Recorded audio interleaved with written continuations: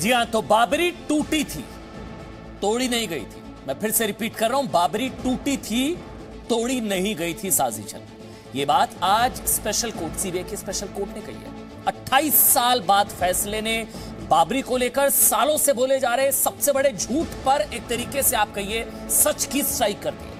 बाबरी विध्वंस मामले में ध्यान से सुनिएगा, आज 32 आरोपियों पर फैसला सुनाते हुए, कुल 49 है, 17 की मृत्यु हो चुकी है 28 सालों के दौरान। इस लिहाज से 32 आरोपियों पर फैसला सुनाते हुए कोर्ट ने सभी आरोपियों को न सिर्फ बरी किया, बल्कि यह भी कहा कि बाबरी विध्वंस सुनियोजित साजिश नहीं। आरोपों को साबित करने के लिए कोई पुख्ता सबूत नहीं है। हिंदुवादी संगठनों ने जहां से संतों की जीत बताया, तो कांग्रेस से लेकर ओवैसी तक हर कोई फैसला पक्ष में न आने पर कोर्ट पर ही अब सवाल खड़े कर रहा है। हम सब के लिए बहुत खुशी का प्रसंग है। जब ये समाचार सुना, जय श्री राम कह करके हमने इसका स्वागत किया। ये सत्य की विजय हुई है, ये न्याय की विजय हुई है। हमको दुख है कि इसमें 28 साल लगे।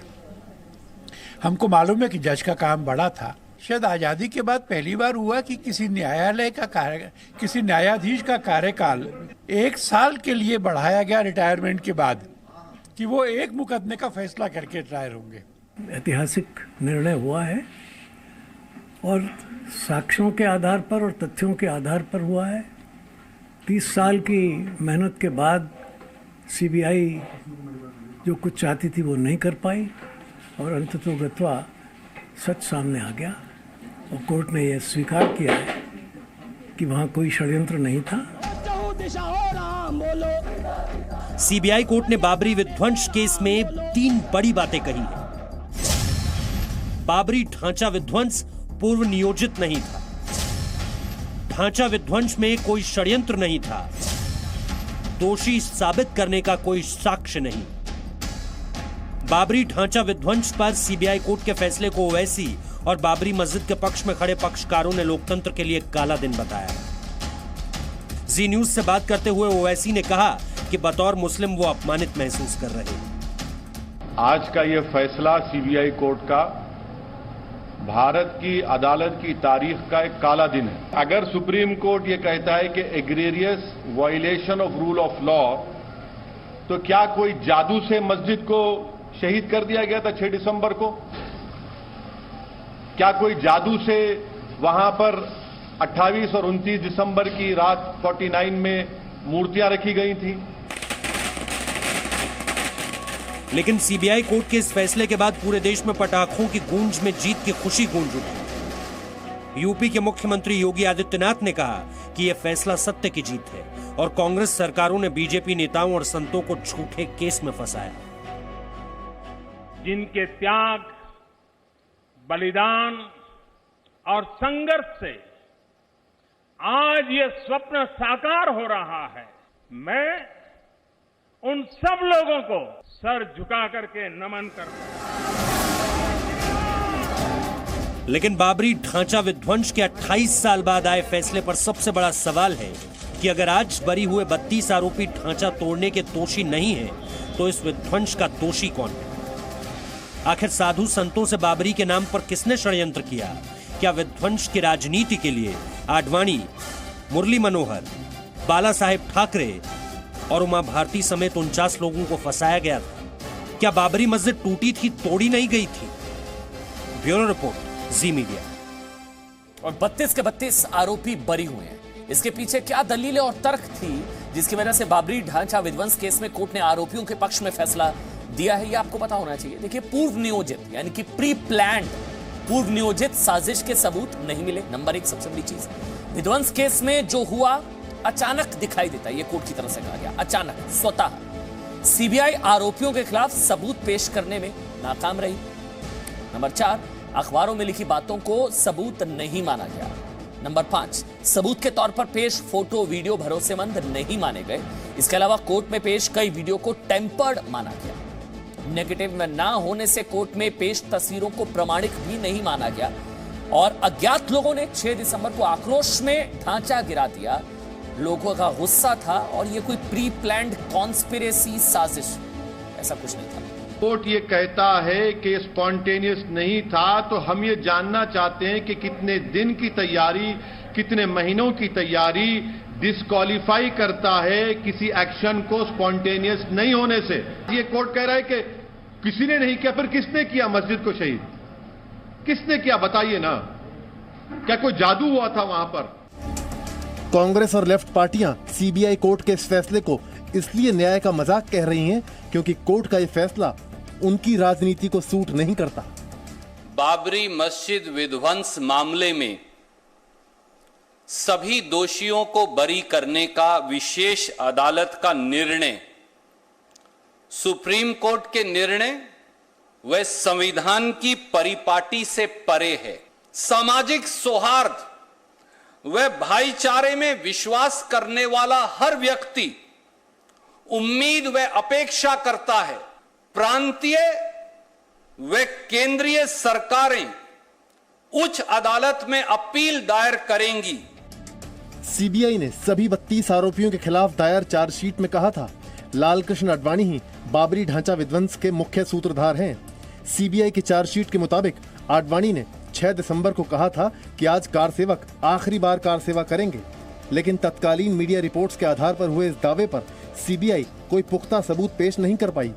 इसी तरह मुरली मनोहर जोशी के खिलाफ चार्जशीट में लिखा गया था कि उन्होंने बाबरी विध्वंस से 4 दिन पहले कहा था कि अनहोनी के लिए जिम्मेदारी केंद्र की होगी, लेकिन जिस अखबार में जिस खबर के आधार पर चार्जशीट में ये बात कही गई थी उसमें रिपोर्टर के नाम का जिक्र नहीं था। इसी तरह सीबीआई चार्जशीट में जयभान सिंह पवैया के खिलाफ लिखा गया था कि उन्होंने कहा कि कार सेवा के साथ आत्मघाती दस्ते भी जाएंगे, लेकिन अखबार में रिपोर्ट लाने वाले रिपोर्टर का नाम नहीं था। बहुत खुशी है, रामलला के पक्ष में निर्णय आया, इससे बड़ी खुशी और क्या हो सकती है। कोर्ट में जाएगी तो हम लोग भी कोर्ट में जाएंगे, इसमें क्या है। लेकिन अब कोर्ट की आवश्यकता नहीं है, सुप्रीम कोर्ट का निर्णय आ गया है, जहां रामलला विराजमान थे उसी जगह मंदिर बनेगा। सीबीआई कोर्ट के फैसले में 5 दिसंबर 1992 यानी विध्वंस से एक दिन पहले सरकार को मिली रिपोर्ट का भी जिक्र किया गया है। रिपोर्ट में कहा गया था कि 6 दिसंबर को विवादित परिसर में पाकिस्तानी खुफिया एजेंसी के लोग भी घुसकर बाबरी ढांचे को नुकसान पहुंचा सकते हैं। इसी रिपोर्ट में कहा गया कि 2 दिसंबर को कुछ मज़ारें कुछ मुस्लिमों ने ही जला दी हैं ताकि देश में सांप्रदायिक भावना भड़क उठे और कार सेवा रुक जाए। इसके अलावा दूसरी रिपोर्ट में कहा गया है पाकिस्तान की गुप्तचर एजेंसियां आईएसआई से संबंध रखने वाले कुछ लोग कार सेवकों में शामिल हो गए हैं ताकि ढांचे को नुकसान पहुंचाकर देश में दंगे कराए जा सके। फैसले की कॉपी में कहा गया है कि 6 दिसंबर को दोपहर 12 बजे तक सब कुछ सामान्य था, तभी कार सेवकों का एक समूह भड़क उठा और हिंसा शुरू हो गई। फैसले में कहा गया है कि भीड़ में कुछ उपद्रवी थे और अगर उनकी श्री राम में आस्था रही होती तो वो लोग अशोक सिंघल की बात मानते। अशोक सिंघल ने कहा था कि विवादित परिसर में गर्भगृह में रामलला की मूर्ति स्थापित थी, जिसे किसी तरह सत्येंद्र दास ने हाथों में उठाकर बचा लिया था। मेरी और राष्ट्र की खुशी का कोई ठिकाना नहीं है, क्योंकि बहुत पुराना ये मुद्दा चला आ रहा था। एक साजिश के तहत 28 साल पहले कांग्रेस ने ये केस हम लोगों के खिलाफ दर्ज किया। कहावत है एक देहाती कि खोदा पहाड़ निकली चूहिया, वो भी मरी हुई।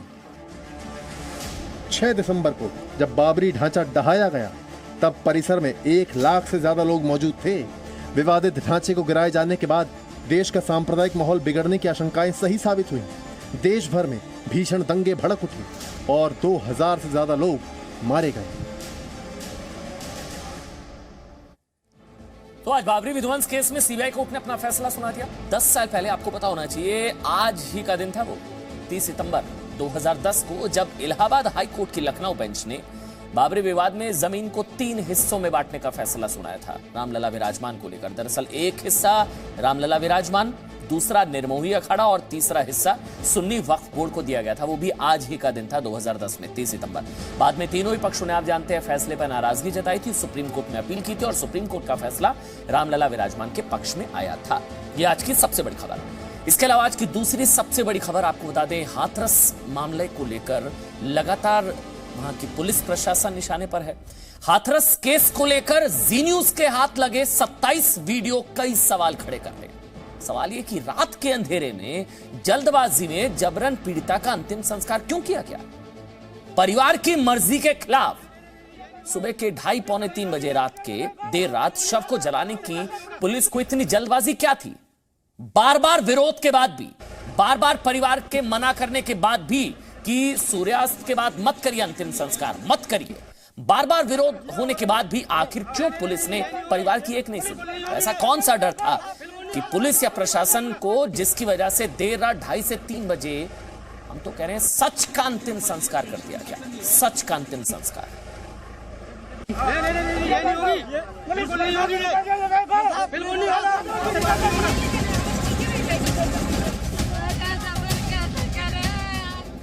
रात के अंधेरे में ये हाथरस की निर्भया और पुलिस के हाथों हुए सत्य के अंतिम संस्कार की तस्वीरें हैं। रात करीब 2:30 बजे ये यूपी पुलिस की संवेदनहीनता की तस्वीरें हैं।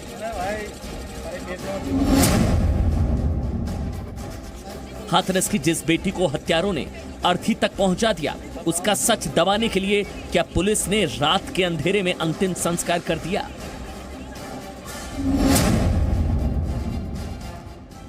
हाथरस की बेटी का बचपन जिन खेत खलियानों में बीता, वहीं उसकी चिता जल गई। शमशान घाट की बजाय क्यों आधी रात को उसकी चिता जलाई गई? आखिर ऐसी क्या जल्दी थी कि परिवार की मर्जी के बिना, परिजनों की मौजूदगी के बिना, हिंदू संस्कारों के खिलाफ जाकर एक बेटी से उसका आखिरी हक भी छीन लिया गया?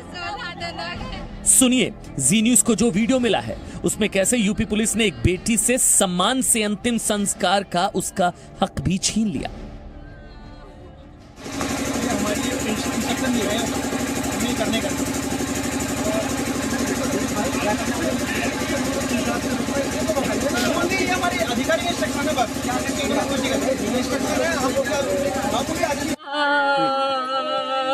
क्या चाहती हैं आप? हम चाहते हैं हमारी बेटी को घर तक ले जाया जाए। हमारे जो हिंदू नियम है, हमें हल्दी वगैरह लगानी होती है, हम अपनी बेटी को हल्दी वगैरह लगा के हमारी आखिरी बच्ची की विदाई है। लौट के तो दोबारा नहीं आएगी। हम अपनी बच्ची की अपने घर से ही, दरवाजे से ही विदाई करना चाहते हैं। यानी जिस बेटी का हक था कि उसकी अर्थी उसके घर से निकलती, हल्दी लगाई जाती, परिवार आखिरी विदाई देता, घर परिवार समाज के लोग आखिरी बार बेटी को कांधा देते, उसके साथ कितनी क्रूरता हुई। हिंदू धर्म में कहा जाता है कि रात के अंधेरे में अंतिम संस्कार नहीं करना चाहिए। गरुड़ पुराण के मुताबिक अगर अंतिम संस्कार सूर्यास्त के बाद किया जाता है तो मरने वालों को परलोक में कष्ट भोगने पड़ते हैं और अगले जन्म में उसके अंगों में खराबी हो सकती है। इसकी वजह से सूर्यास्त के बाद दाह संस्कार उचित नहीं माना गया, ताकि मरने वाले को अगले जन्म में कोई कष्ट ना भोगना पड़े। फिर भी एक बेटी से उसका आखिरी हक छीन लिया गया। ना तो माँ बेटी को आखिरी बार छू पाई, ना पिता आखिरी बार बेटी को देख पाया, ना भाई बहन की कलाई पकड़ पाया और ना रिश्तेदार विदाई दे पाए। सब अंतिम दर्शन, अंतिम तुम इस बात को मानो, मैं तुम्हें समझा रहा हूँ, ठीक है? तुम समझदार आदमी, तुम समझदार आदमी। 4 बजे कोई नहीं आएगा सर। 12 और 1 के बीच में लगनी चाहिए। अब सुबह का टाइम हो गया। अब यहाँ से वहाँ तक जाएंगे, वहाँ प्रोग्राम करेंगे, तब तक जो है कि 3 बज जाएगा, 2:30 बज जाएगा। ठीक है, तुम मुझ पर विश्वास करो, तुम्हारा हम सब नहीं, आप पे विश्वास है, तुम हम पर विश्वास करो, तुम्हारा विश्वास हम 1 इंच भी इधर डोला तो मुझे मेरे लोग यार। हाथरस की पीड़िता का शव पुलिस जब उसके गांव लेकर गई तो किसी को भी अंदाजा नहीं था कि पुलिस इतनी क्रूरता दिखाएगी। परिवार कहता रहा कि बेटी के अंतिम संस्कार के लिए सुबह तो होने दो, लेकिन उसका आधी रात में जबरन अंतिम संस्कार कर दिया गया। बेट क्यों कर रहे हो आप इनसे? मैं क्या करता मैं तो अभी अपने समय परिवार में बात पड़ रही है आप पे पड़ती है, आप क्या करते? ये सब हम आपस में बात करते हैं, हम सब आपस में बात करते हैं। जैसे कि वहाँ पे हम लोगों ने सुनो पहले ये विपदा हम पे पड़ रही है वो आप पे पड़ती होती है, आप बताओ आप क्या करते हैं ये बताओ, बताओ।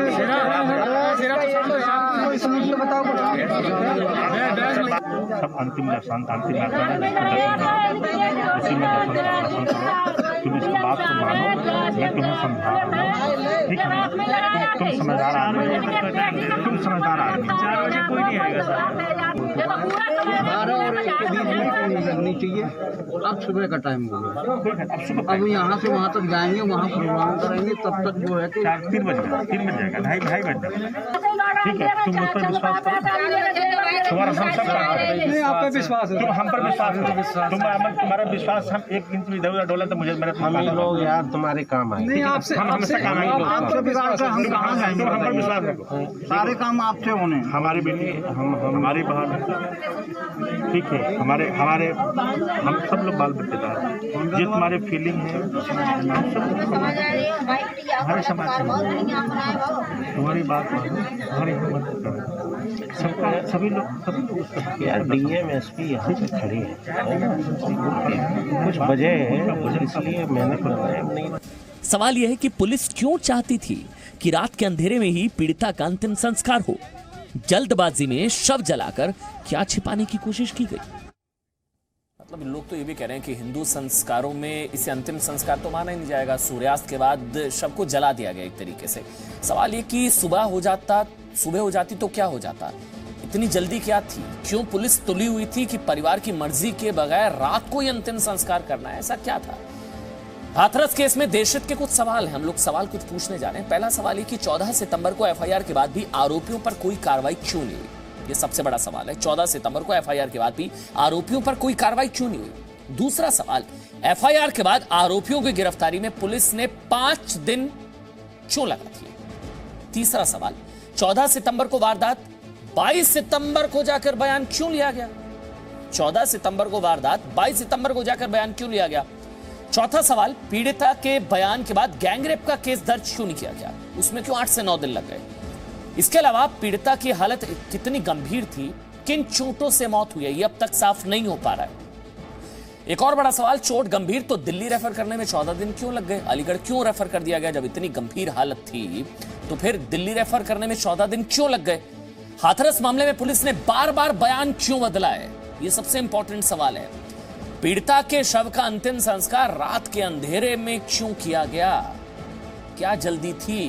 क्या छुपाना था? सुबह हो जाती तो क्या हो जाता? क्यों तुली हुई थी पुलिस रात को अंतिम संस्कार करने में? परिवार तय करेगा, पुलिस तय करेगी कि उनकी बेटी का अंतिम संस्कार कब होगा? क्या रात में पुलिस ने सत्य का अंतिम संस्कार कर डाला? पीड़िता की जीभ काटने की झूठी बात परिवार ने क्यों फैलाई? ये भी बड़ा इंपॉर्टेंट सवाल है। तो अब जगह जगह ये कहा जा रहा था कि जीभ काटी गई, तो 14 तारीख को अगर जीभ कटी हुई थी तो फिर पीड़िता बयान कैसे दे रही थी?